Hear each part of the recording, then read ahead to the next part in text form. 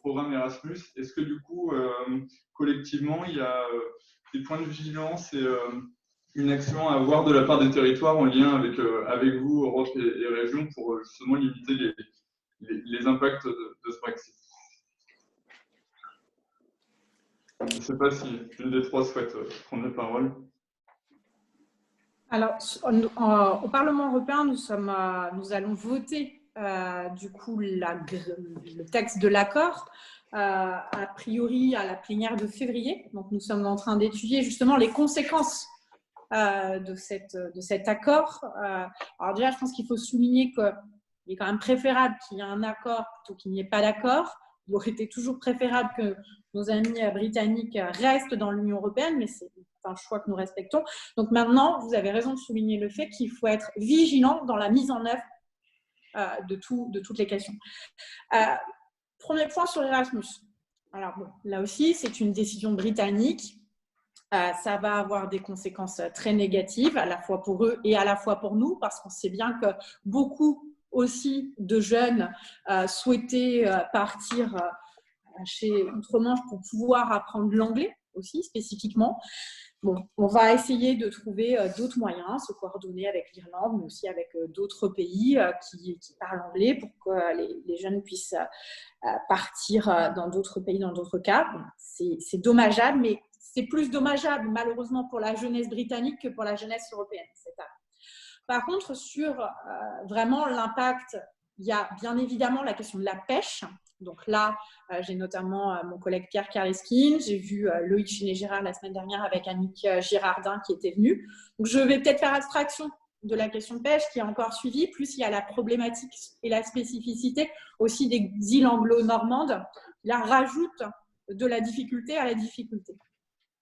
Par contre, de manière globale, l'enjeu pour nos entreprises, que ce soit par exemple sur des produits sanitaires et phytosanitaires, tous les contrôles, c'est effectivement davantage de contrôles qui vont avoir lieu désormais. Donc, il va falloir anticiper. C'est ce qu'a cherché à faire l'État avec la mise en place, par exemple, de nouvelles infrastructures, là aussi en lien avec la région, mais aussi de moyens humains supplémentaires avec les douanes. Il faudra être très vigilant, et là, je pense qu'il y a aussi Bretagne Commerce International, Business France et bien d'autres qui travaillent sur ces sujets, sur des entreprises qui font le choix de s'externaliser vers ce marché. Il va falloir étudier les choses sérieusement et les conséquences que ça engendre. Parce que, vous le savez, l'accord, il va être mis en place aussi pendant une période, mais il va falloir revoir cet accord au bout de 6 ans. Il y a beaucoup de choses qui vont évoluer, donc il faut être très prudent. Je pense, dans les choix des entreprises et puis dans ce qui existe déjà, et par exemple sur nos transferts, vraiment, comme je disais, de produits peut-être sur le volet agroalimentaire. L'enjeu pour l'Union européenne et spécifiquement nous, pour ce qui nous concerne au Parlement européen, c'est d'éviter une concurrence déloyale sur le terrain des normes. Bon, comme je le disais, on est plus satisfait qu'il y ait un accord que pas d'accord, mais en ce moment, dans chaque commission, on a les débats avec la Commission européenne. À chaque issue de réunion, on ressort quand même avec quelques doutes. Donc, il faudra être très vigilant et il faut vraiment que toutes les entreprises qui sont focalisées, c'est vrai en ce moment, sur la gestion du choc du Covid, prennent bien attache avec tous les services qui travaillent sur la gestion du Brexit. Madame Salami, je ne sais pas si vous voulez rajouter quelque chose. Absolument. Au lendemain du Brexit, nous, au Conseil régional, on a mis en place un conseil de suivi, un comité de suivi du Brexit, un comité de suivi politique pour être en contact avec tous les territoires, pour connaître les alertes, les impacts, et un comité de suivi technique pour trouver aussi des solutions à ce que nous entendions comme alerte. Alors, sur la pêche, évidemment, le rôle de la région, c'était d'alerter les négociateurs, Barnier, et de donner la spécificité bretonne. Je précise quand même, 45% de produits de la pêche française, c'est d'origine bretonne, donc on était vraiment en première ligne par rapport à la pêche. Donc là, c'était plus un rôle d'influence, mais aussi de coordination avec les acteurs de la pêche. Sur les ports également, nous avons fait les travaux nécessaires et nous allons faire les travaux nécessaires parce que la Grande-Bretagne est devenu un pays tiers. Mais il y avait deux autres choses qui restent un peu secondaires parfois, mais qui sont très importantes pour la région.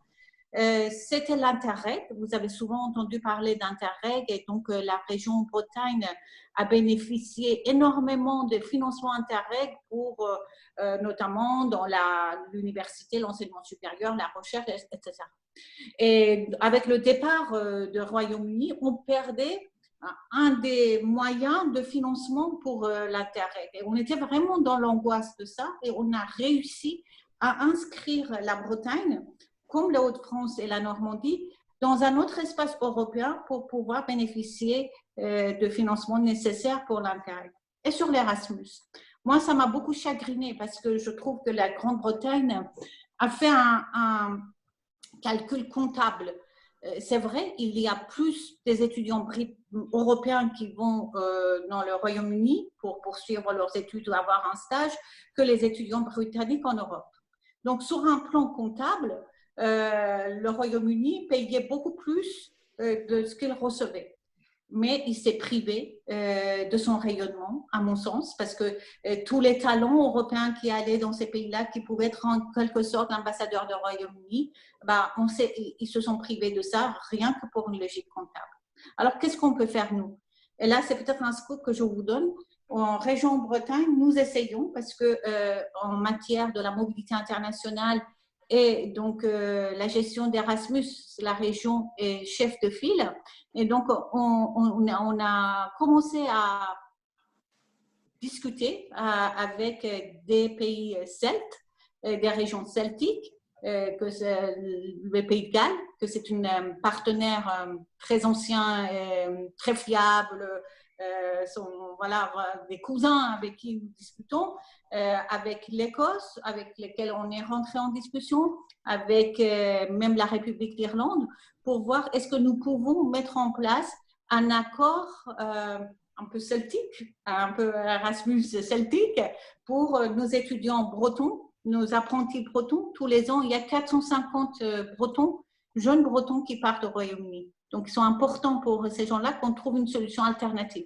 Donc, je ne sais pas, est-ce qu'on va aboutir à un accord? En tout cas, on a démarré tout de suite après l'annonce de Johnson pour trouver une solution. Donc, pour vous donner, répondre à votre question, on est vraiment en première ligne pour trouver des solutions pour la Bretagne et de faire en sorte, comme je disais au départ, cet accord ne soit pas un aboutissement, c'est un point de départ pour avoir d'autres opportunités. Merci. Très bien, c'est une bonne idée. Ça.